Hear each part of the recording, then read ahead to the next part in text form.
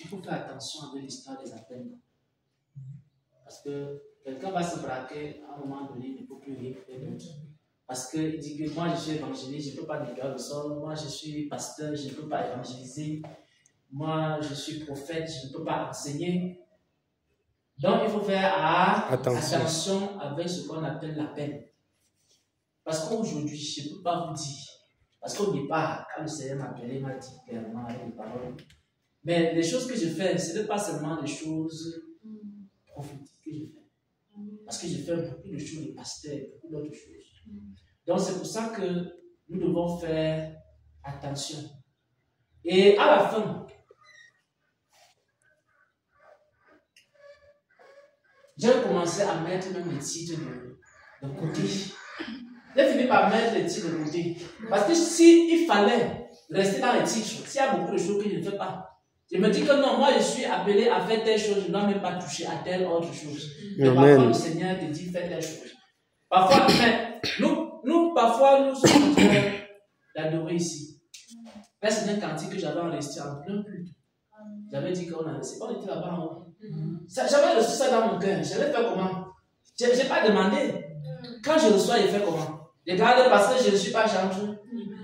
Donc, quand je reçois un enseignement sur les chantres, ou alors je reçois un cantique, même si je ne suis pas chanteur, je ne dois pas dire je ne suis pas chanteur, je ne partage pas. Et même si le Seigneur me dit, il faut aller prêcher dans tel carrefour, et que je ne suis pas évangéliste, je fais comment? Je vais aller prêcher même en n'étant pas évangéliste. Et même si le Seigneur m'envoie une dame, une brebis, est-ce qu'elle veut dire à Dieu, je ne suis pas pasteur, je ne vais pas suivre la brebis en question? Donc, nous avons un seul appel. Peut-être ça va choquer les gens ici. Notre appel, c'est de suivre l'Esprit de Dieu. Amen. Parce que la Bible dit quoi? Tous ceux qui sont conduits par l'Esprit de Dieu sont fils de Dieu. Nous devons suivre l'Esprit de Dieu partout où il nous amène. Parce que nous avons ce cantique ici là. Amène-moi là où tu veux. Jésus, oh, j'irai. Donc, partout où le Seigneur va nous amener, et ce n'est pas seulement quelque chose par rapport à la terre. Même dans l'éternité, ça sera la même chose. Parce que les missions que Dieu nous confie, va aussi nous confier les missions même dans l'éternité. Vous avez vu comment Dieu travaille avec les anges. Il envoie tel ange, va faire telle chose, va faire telle autre chose. Tu ne dois pas dire à Dieu que non, moi je suis un ange guerrier et je ne dois pas aller faire les choses des anges messagers. Imagine un jour, Dieu dit bon, je vais envoyer Michel pour aller donner un message. Là, quand Michel dit bon, moi je suis ange guerrier, je suis là pour attraper les démons et le diable les jeter dans les abîmes. Je ne suis pas là pour porter les messages. Est-ce que vous imaginez là quand Michel dit ça? Parce que même si on l'envoie porter un message, il va aussi se lever avec joie, avec l'épée. Il vient avec son armée, il porte le message, il donne le message.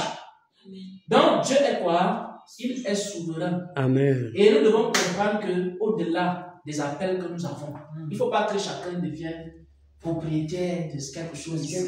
Voilà. Parce qu'à un moment donné, on fait les épaules, on devient propriétaire. C'est moi le pasteur de l'église, c'est moi l'ancien, c'est moi l'évangile, c'est moi ceci. Non.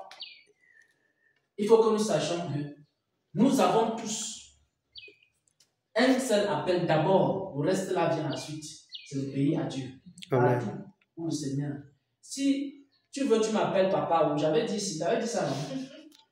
Si tu m'appelles papa, je dis oui. Pourquoi? Parce que à quelque part, je suis aussi un père. Dans la foi. Voilà. Tu m'appelles serviteur, je dis oui. Je suis assez un serviteur de Dieu. Si tu veux, tu m'appelles même pasteur. Je vais dire oui, parce que quelque part, moi aussi, je confie. Voilà. Donc, quand les gens m'appellent pasteur, je ne crée pas les problèmes. Je ne dis pas que non, ne m'appelle plus jamais pasteur ici, là, etc. Je ne suis pas pasteur, je ne suis pas. Si tu m'appelles même prophète, je dis toujours oui. Parce que moi aussi, je partage la parole révélée de Dieu. Amen. Donc, il ne faut pas qu'on reste cantonné dans les titres. À un moment donné, ça commence à nous bloquer dans ce qu'on veut faire. Je vous dis la vérité. Ne regardez pas l'histoire de titres là. D'abord, ce n'est même pas ça qui va faire notre récompense aussi. Amen. J'espère que nous aurons le temps de voir ce que le Seigneur m'a montré. Ce ne sont pas les titres, ce ne sont même pas les choses d'apôtres là qui vont faire notre récompense aussi. Cette semaine, le Seigneur m'a montré quelque chose. Là où Dieu va me donner la récompense, on ne peut même pas savoir. Je suis sûr que vous êtes sûr que bon, c'est YouTube là qui va me donner la récompense, ou bien c'est le fait de prophétiser, ou bien d'enseigner. Il m'a dit que non.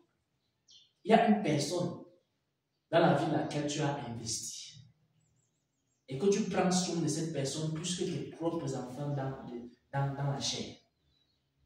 Il m'a dit que à cause de ça, il y a quoi? Une grande récompense qui t'attend au ciel.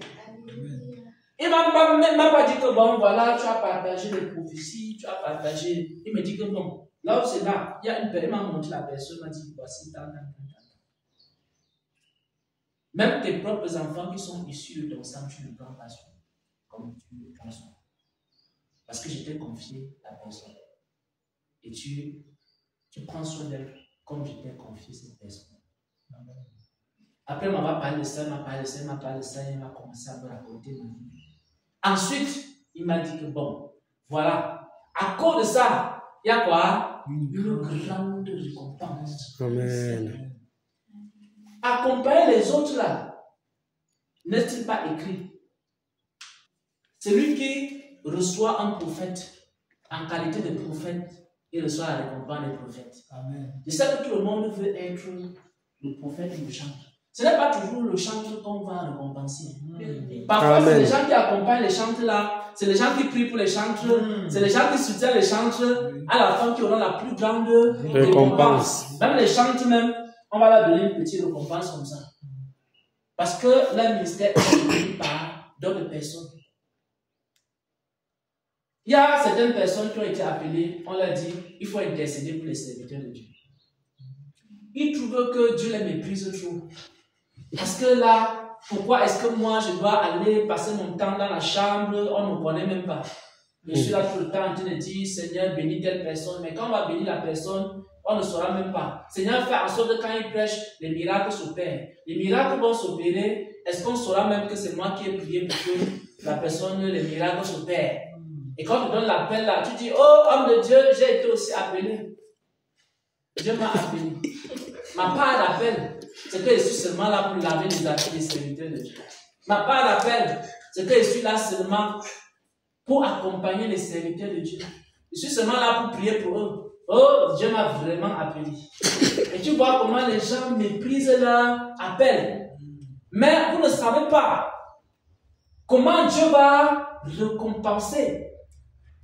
Parce que vous qui soutenez les autres dans la prière, vous aurez même la récompense plus que eux-mêmes qui ont accompli les grands miracles. Amen. Je vous ai déjà raconté l'histoire là ici. Je vous ai raconté l'histoire d'un homme de Dieu qui était connu dans le monde. Un jour, il a demandé à Dieu de lui montrer la couronne. Sa couronne, tu sais, quand tu es déjà devenu un évangéliste international, les gens se disent qu'au ciel, il y a une grande couronne qui t'attend là-bas. Alors, le Seigneur lui a montré un magasin de couronnes. Parmi ces couronnes, il y avait une grande couronne et il y avait aussi des petites couronnes. Dès qu'il a vu le magasin de couronnes, il a dit, il s'est précipité vers la plus grande couronne. Il a dit que ça, c'est ma part. Dès qu'il arrive, il veut prendre la couronne, je ne touche pas à la couronne là. On dit que, mais pourquoi je ne touche pas? Ne suis pas le plus grand évangéliste ici, on me connaît dans le monde entier. Et j'ai fait les grandes campagnes d'évangélisation. Des milliers de personnes donnent la vie à Jésus. On dit non. La couronne, si c'est une sœur dans ton ministère qu'on ne connaît pas, la plus grande, c'est elle qui intercède pour toi. Tout ce que tu fais là, c'est elle qui prie. Comme tu n'es pas tombé dans le péché depuis là, comme tu fais les miracles, comme l'Esprit de Dieu se manifeste, dans le secret, le lieu secret, elle est en train de prier, de pleurer, de jeûner, de prier, pour que le ministère puisse avancer. Alors, on lui a dit que je ne peux pas donner la couronne. Parce que toi-même, tu es là dans tes pensées, tes raisonnements, tu ne pries même pas, quelqu'un d'autre fait pour toi. Tu veux que tu reçois la plus grande couronne. Comment? Alors on lui a dit que c'est elle. Il y a de cela plusieurs années, le Seigneur m'a dit quelque chose. Je ne savais pas que ça existait. Il me montre dans un songe, il me montre mes pieds dans le songe. Et puis il y a une femme qui vient me prophétiser sur mes pieds. Elle est en train de prophétiser. Et elle commence à dire, ces pieds vont mener beaucoup de combats, il faut prier pour ces pieds. Elle a commencé à prier. Pour que la manifestation de la gloire de Dieu soit dans le ministère. C'était une femme qui était en train de faire ça. Elle passait son temps, elle jeûnait, elle priait. Un jour, nous étions ici. Un jour, j'ai vécu ça en direct ici dans l'assemblée. Un jour, pendant qu'on était en train d'adorer, de chanter, de faire cette autre chose, j'ai vu une femme se lever ici. Elle a commencé à marcher, elle s'est dirigée vers mes pieds. Elle a commencé à prophétiser les choses sur mes pieds. Après avoir prophétisé sur mes pieds, l'un des plus grands enseignements qu'on a sorti ici sur l'onction, c'est là l'enseignement est sorti, c'est encore sur YouTube. Amen. C'était une femme de cette salle. Et vous voyez maintenant, on dit, oh, l'enseignement-ci, il y a l'onction sur l'enseignement-ci, il y a la grâce sur l'enseignement-ci, il y a la faveur sur l'enseignement-ci. Oh, il y a des gens qui écoutent l'enseignement, ils écoutent cet enseignement. Mais vous ne savez pas, il y a quelqu'un qui a prophétisé sur mes pieds, qui a prié sur mes pieds. Et Amen. Si je vous dis la vérité, c'est que ce jour-là, j'étais fatigué. J'étais fatigué. Parce que parfois, je dors tard la nuit, il faut réfléchir le matin, on t'a envoyé des messages et ce n'est pas des messages faciles. Et quand tu arrives ici, parfois tu es fatigué, épuisé par toutes sortes de problèmes. Et ce n'est pas tous les dimanches, hein. Mais le dimanche là en particulier, j'étais fatigué. Je ne savais même pas qu'il pouvait prêcher. Je suis sûr que vous êtes conscient que c'est le jour où j'ai passé la nuit de prière, la gloire de Dieu était avec moi, je suis venu avec ça ici à l'église. Tout s'est passé ici pendant qu'on était en train d'adorer. Il y a quelqu'un qui s'est levé, la personne a prophétisé sur mes pieds. Et quand elle a fini de prophétiser sur mes pieds, il y a comme quelque chose qui s'est passé. Il y a une grâce qui m'a accompagné. Du début de l'enseignement jusqu'à la fin, la grâce de Dieu était là. Amen. Bon, maintenant, s'il faut récompenser quelqu'un, on dit on va récompenser les enseignements. On va récompenser qui? C'est la personne qui a prophétisé sur mes pieds. Parce que vous voyez plutôt que le serviteur est venu comme ça, il met les mains dans la poche, il dit aujourd'hui, je vais prêcher sur le secret de l'onction. Vous voyez comment l'onction sort, ça se manifeste dans la salle. Vous dites que non, certainement l'homme c'est là. À la fin, on va lui donner une grande récompense. Par contre, c'est une prophétesse qui est en train, qui va recevoir la récompense là. C'est pour ça qu'il faut faire attention. Tout le monde veut qu'on le voie. Tout le monde veut être vu sur les caméras, etc. Mais il faut que nous sachions que Dieu ne va pas récompenser comme ça. Amen. Moi-même, ma récompense, ça sera dans les petites choses.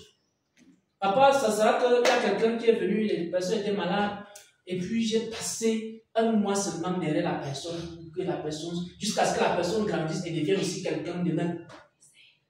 Et c'est là où Dieu va dire que, voilà, là je vais te récompenser. Donc, ma récompense, c'est même pas que moi je devienne un prophète un jour.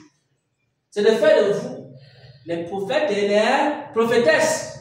Je suis sûr que là-bas, si elle devient prophétesse, l'autre devient prophétesse, et je suis sûr que dans certaines églises, quand on voit les gens s'élever, on dit que non, elle voulait toujours me dépasser, il faut que je la ramène à terre, comme ça là. Dans ce ministère, ce doit seulement être moi. Yes. On doit me voir. Yes. Comment est-ce qu'on doit encore voir quelqu'un d'autre? Si je peux m'effacer, ouais, je m'efface. Amen. Et le serviteur Charles se lève. Amen. Je vous dis la vérité. Ça sera ma récompense. Si je m'efface et Divine se lève, si je m'efface Esther se lève, et que tout le monde se lève ici là. Les gens vont commencer à dire, oh vraiment le serviteur Xavier, il n'est plus rien, il ne vaut rien, il ne connaît rien, il ne prophétise rien, il n'enseigne rien. Mais le serviteur Xavier fait quoi? Il investit dans la vie des gens, il ne dort pas, il est en train de travailler. Elle n'a pas encore compris tel mystère, Seigneur, il faut que je lui explique ça. Un culte comme celui-ci, on passe le temps à enseigner, enseigner. Ça fait que les gens vont grandir dans la connaissance, vont devenir maintenant des grands demain. Dans le prophétique. Et après maintenant, même si on ne vous connaît même pas dans 10 ans ou dans 20 ans, et que vous, on vous connaît, ça sera ma récompense et ma joie devant le Seigneur. Amen. Voilà. Donc, il faut que chacun d'entre nous sachions que nous devons investir dans la vie des uns des autres. Amen. Et ne dites pas que non. Si j'aide beaucoup le frère Zaché, et que lui devienne grand, et que lui commence à prier pour les malades maintenant, même les choses que moi je ne fais pas, il commence à faire ça. Est-ce qu'il ne va pas me concurrencer ici dans l'église? Si tu commences à réfléchir comme ça, tu n'auras plus de récompense. Il faut porter Zaché pour qu'il arrive quelque part. Amen. Il faut soutenir les gens pour qu'ils arrivent quelque part. Et quand ils vont arriver maintenant, la récompense, le Seigneur va voir tout l'effort, les sacrifices que tu as eu à faire. Et maintenant, il va te donner donc la récompense qu'il mérite. Mais d'abord, ta propre récompense, c'est la satisfaction de voir d'abord les gens avoir été guéris, les gens avoir connu la parole de Dieu, les gens être restaurés, etc. etc. Voilà ce que je voulais dire. C'est venu comme c'est venu. Je crois que nous allons prier. Et